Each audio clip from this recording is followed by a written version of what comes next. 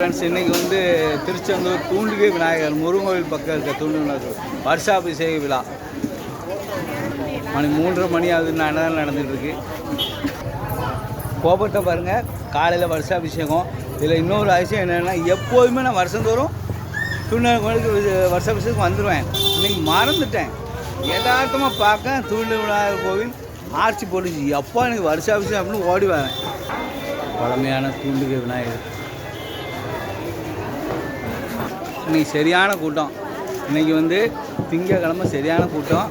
இதில் விசேஷம் என்னன்னு நமக்கு அந்த அமைப்பு இருந்திருக்கு.